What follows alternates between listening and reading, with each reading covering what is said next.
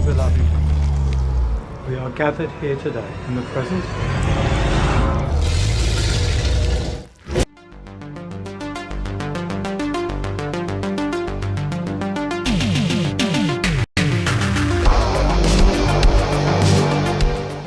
Hi, this is the Professional Amateur coming to you with another review. This week, Leo sent me CROC, and this 2022 film was directed by Paul W. Franklin and stars Sian Altman, Mark Haldor, and Chrissie Wunna, among others, of course.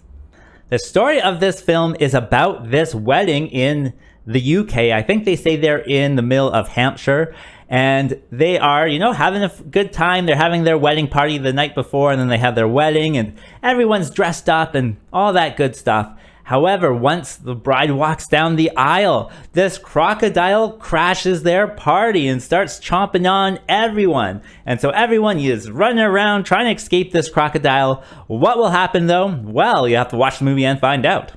Alright, so let's discuss this movie. Well, this is a very simple concept, but I thought it was a lot of fun with the idea of it. It's a crocodile at a wedding.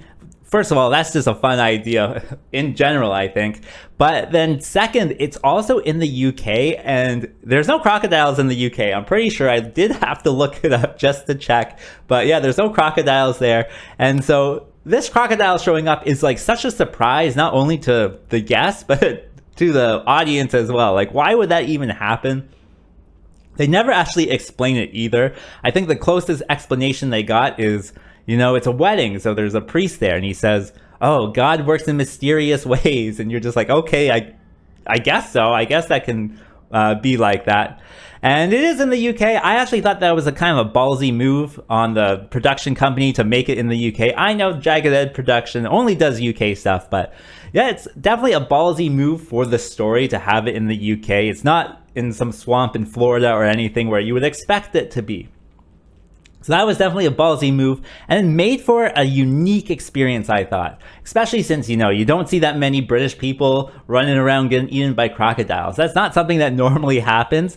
And so, yeah, definitely a ballsy and unique move in that case. And of course, I gotta talk about this crocodile. I thought the crocodile, it was definitely serviceable with the CGI. Of course, you don't expect the best with this type of stuff, just being a regular B movie. But it definitely worked. It looked like it was interacting with the ground, which is good. It does have its faults, and we'll talk about the faults of the crocodile, of course.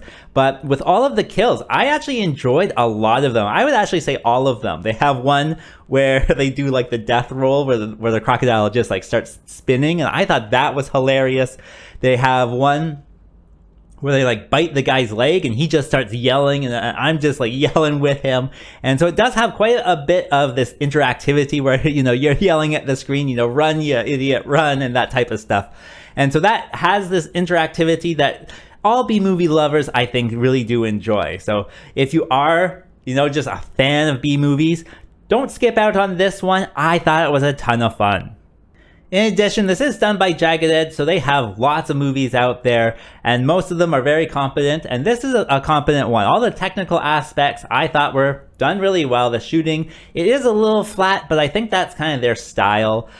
The actors and actresses, I actually, have seen them all before, of course. They have their kind of stable of actors to choose from. I actually think Scott Jeffrey was the casting director in this one, and he's very much involved in this company. So it's all the same people, there's Chrissie. I've seen her in quite a few things now. And, I actually really enjoyed all the acting. I thought it was, doing a bang up job. They have this one guy, he's like a kind of Jason Momoa character, and I liked him as well. And so all of the actors, yeah, did an excellent job, I thought. When it comes down to it, if you've seen the trailer, you probably have enough information to decide if you want to watch it. I just thought it was a campy, B-movie, fun thing to see. And with all these British people running around, they're in the UK, so they don't really have guns. So they have to figure out other ways of battling this crocodile and stuff like that. And it's very interesting how they do it with their British sensibilities, get it done and that type of stuff. And that definitely worked for me. I had a laugh riot throughout most of it. And the crocodile actually starts pretty early in the movie, just after the first act. And so a lot of it is, trying to fight this crocodile. And so it's just entertaining from beginning to end, in my opinion.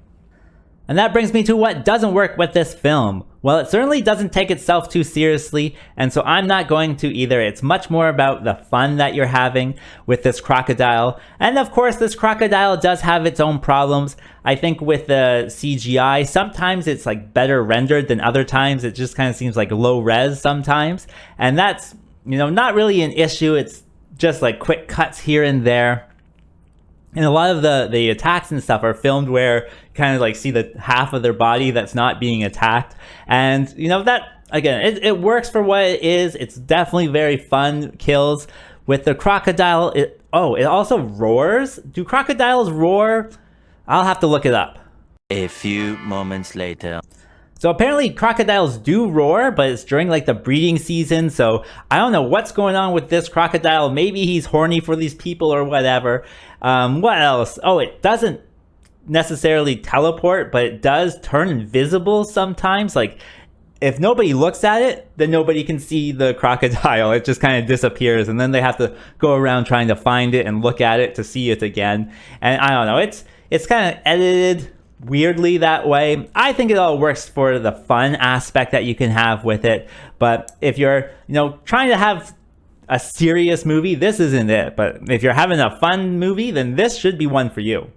What else can I say? Well, of course, they're making, bad B-movie decisions. They're fighting a croc with like a stick and whatever. There's like an abandoned building across the lawn, and that's clearly where the crocodile is hanging out. And you're just like, go over there. That's where it is. And why are you looking elsewhere? And of course, other bad things too. Look behind you when it's clearly coming up, and don't go into the pool. When I watch a movie like this, I actually yell at the screen quite a bit. I love it. I have so much fun with it. And I think you will too. So this movie, it's definitely not about being good. It's about being fun. And this one certainly is fun.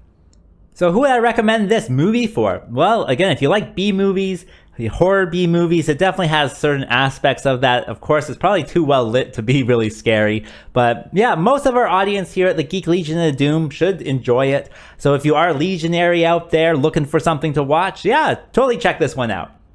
As for rating, I have to give it the good bad score of 4.5. And with that being said, I think that's all I wanted to say. So like and subscribe, and I'll see you next time.